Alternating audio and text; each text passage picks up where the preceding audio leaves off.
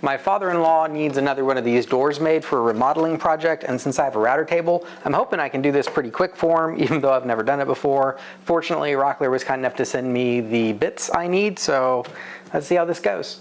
I'm pretty sure this is pine, so I've got a panel that'll be in the middle for the stile and rails. I've got some more pine, and I got a lot more than I needed just to make sure I can get clean, straight grain stuff with no knots.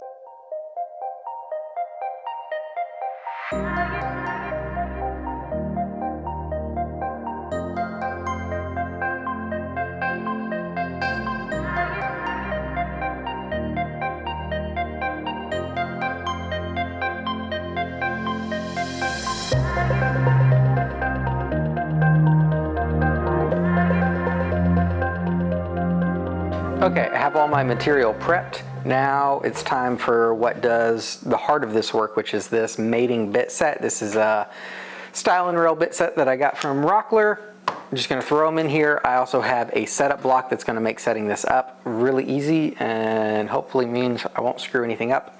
But now I think about it, I'm gonna get some scrap and do some test cuts to confirm before I cut my real pieces. And this should all just come together.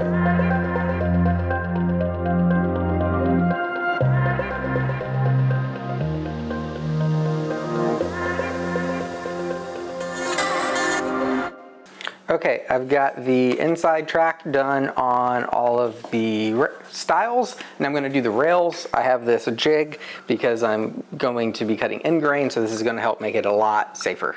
But one thing about the jig is it does raise everything off of the table, so I'm going to have to account for that when I set up the bit.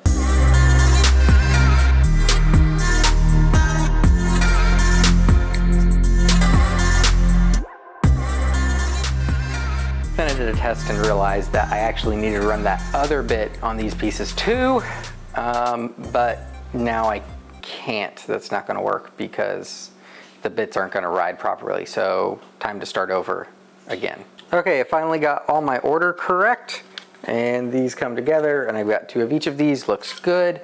Next is to do the profile on the outside. There we go. You can see it's got this weird thing. I've done several tests and I finally come up with a plan with the bits I have to get fairly close to this. It's going to be a 3-step process. Okay, I just realized it's not smart to do the profile yet because on my stiles I'm going to have to profile this, so it makes more sense to glue it up and then do everything as an assembly. So time to cut the panel and get this thing in clamps.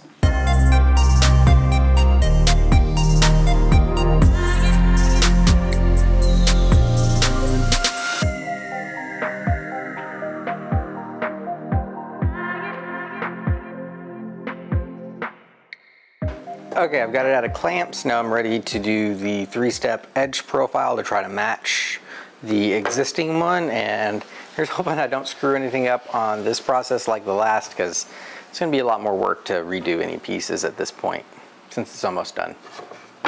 Here we go.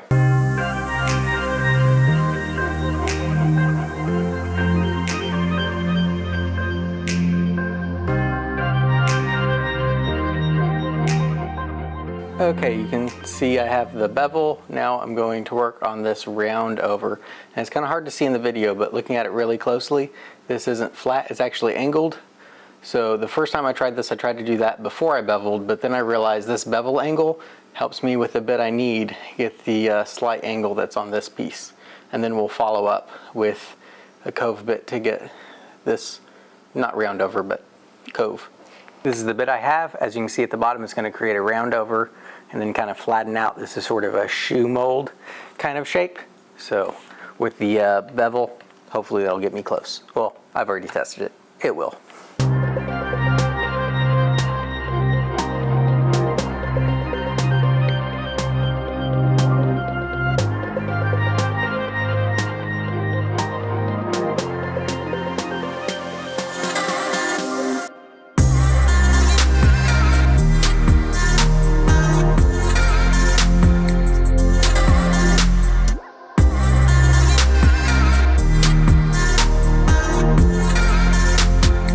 Happy with the way this is coming together, but I noticed that I passed the piece the wrong way, which is called a climb cut.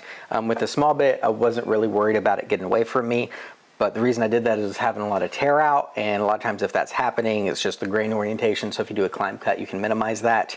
So I did the climb cut, then did a spring pass, which is just going back over without making any changes, and I got a pretty good, very clean edge.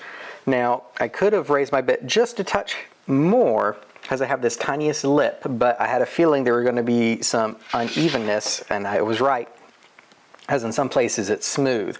So I'd rather have to sand some areas to bring it in flush and not have a divot in others than, you know, have it perfect in a lot of places but then gouged in others, because it's a lot easier to bring it down to level than deal with a gouge. So gonna sand this up and ready to put some finish on it.